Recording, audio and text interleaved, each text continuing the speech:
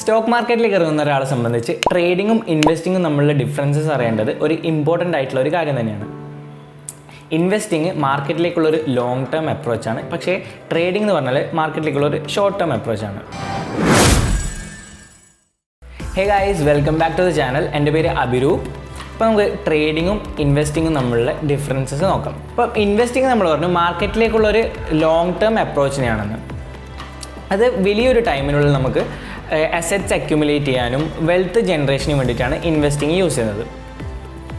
Okay, അപ്പോൾ നമുക്കിനി trading എന്താ നോക്കാം. ട്രേഡിങ്ങിൽ നമ്മൾ ഇതിനകത്ത് വലിയ ടൈം പറഞ്ഞു, ട്രേഡിങ് നമ്മൾ ചെറിയ ടൈം, അതായത് ചെറിയൊരു മാർക്കറ്റ് ഫ്ലക്ച്വേഷൻസും മാർക്കറ്റിൻ്റെ മൂവ്മെൻറ്റ്സും നമുക്ക് പ്രോഫിറ്റ്സ് ഉണ്ടാക്കാനും അതിന് വേണ്ടിയിട്ടാണ് ആക്ച്വലി ട്രേഡിങ് യൂസ് ചെയ്യുന്നത്. ഇപ്പോഴത്തെ ഇൻവെസ്റ്റിങ് ലോങ് ടേമിനാണ്, ഇവിടെ ട്രേഡിംഗ് എന്ന് പറഞ്ഞാൽ ഷോർട്ട് പീരീഡ്, ചെറിയൊരു നീക്കത്തിൽ മാർക്കറ്റിൽ അങ്ങോട്ടും ഇങ്ങോട്ടുള്ള നീക്കത്തിൽ നിന്ന് നമുക്ക് പ്രോഫിറ്റ്സ് ഉണ്ടാക്കാൻ വേണ്ടിയിട്ടാണ് ട്രേഡിങ് യൂസ് ചെയ്യുന്നത്. മാർക്കറ്റിൽ ഇൻവെസ്റ്റിംഗ് ഫോക്കസ് ചെയ്യുന്ന ഒരാളെ ഇൻവെസ്റ്റർ എന്നും ട്രേഡിംഗ് ഫോക്കസ് ചെയ്യുന്ന ഒരാളെ ട്രേഡർ എന്നാണ് വിളിക്കുക.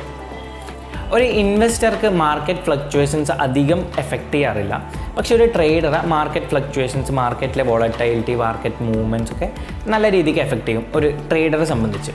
നമ്മളൊരു റിസ്കിൻ്റെ കേസിലെടുത്താൽ ഒരു ഇൻവെസ്റ്റർക്ക് ഈ റിസ്ക് ഒക്കെ കുറച്ച് അപ്പുറം ഇപ്പുറം ആയാലും ഹാൻഡിൽ ചെയ്യാൻ പറ്റും. പക്ഷേ ട്രേഡർ കേസിൽ കുറച്ച് റിസ്ക് നമ്മൾ നോക്കി തന്നെ റിസ്ക് ഫോക്കസ് ചെയ്താലേ നമുക്ക് മാർക്കറ്റിൽ നിൽക്കാൻ പറ്റുള്ളൂ. ഒരു ഇൻവെസ്റ്റർ ബൈ ആൻഡ് ഹോൾഡ് സ്ട്രാറ്റജിയാണ് മെയിൻലി യൂസ് ചെയ്യുക. അത് ഫണ്ടമെൻ്റൽസിൻ്റെ ബേസ് ചെയ്തിട്ടും PE റേഷ്യോ അങ്ങനത്തെ കാര്യങ്ങളും പിന്നെ ഡൈവേഴ്സിഫൈ ചെയ്ത്, അതായത് ഒരു സ്റ്റോക്കിൽ മാത്രമല്ലാണ്ട് അവർ ഡൈവേഴ്സിഫൈ ചെയ്തിട്ട് ഒക്കെ ആയിരിക്കും ഒരു ഇൻവെസ്റ്റർ മാർക്കറ്റിലേക്കുള്ള ഇൻവെസ്റ്ററെ വ്യൂ.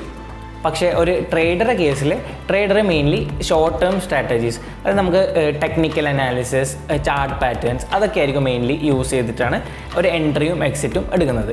ഇൻവെസ്റ്റിംഗ് രണ്ട് ടൈപ്സ് ആണുള്ളത്, ആക്റ്റീവ് ഇൻവെസ്റ്റിങ്ങും പാസീവ് ഇൻവെസ്റ്റിങ്ങും. ആക്റ്റീവ് ഇൻവെസ്റ്റിങ്ങിൽ ഒരു ഇൻവെസ്റ്റർ മാർക്കറ്റിനെ റെഗുലറായിട്ട് മോണിറ്റർ ചെയ്തുകൊണ്ടിരിക്കും. പിന്നെ അവർ മെയിൻലി മാർക്കറ്റിന് ആൽഫ സീക്കാൻ, അതായത് മാർക്കറ്റിൽ മേജർ ഇൻഡെക്സ് തരുന്ന റിട്ടേൺസിനെ കാട്ടിയും കൂടുതൽ റിട്ടേൺസ് ഉണ്ടാക്കാൻ വേണ്ടിയിട്ട് ഫോക്കസ് ചെയ്യുന്നതാണ് ഒരു ആക്റ്റീവ് ഇൻവെസ്റ്റർ കേസിൽ. പക്ഷേ ഒരു പാസീവ് ഇൻവെസ്റ്റർ എന്ന് വെച്ചാൽ മാർക്കറ്റിലെ നമ്മളെ ഈ മേജർ ഇൻഡെക്സസ് തരുന്ന ആ ഒരു റിട്ടേൺസിന് കിട്ടണമെന്നേ ഉള്ളൂ ഒരു പാസീവ് ഇൻവെസ്റ്റർ. ഇൻവെസ്റ്റർ മാർക്കറ്റിനെ അങ്ങനെ ഫുൾ ടൈം മോണിറ്റർ ചെയ്തുകൊണ്ട് നിൽക്കണമെന്നൊന്നുമില്ല. അപ്പം അതാണ് ഒരു ആക്റ്റീവ് ഇൻവെസ്റ്ററും പാസീവ് ഇൻവെസ്റ്ററും തമ്മിലുള്ള ഡിഫറൻസ്.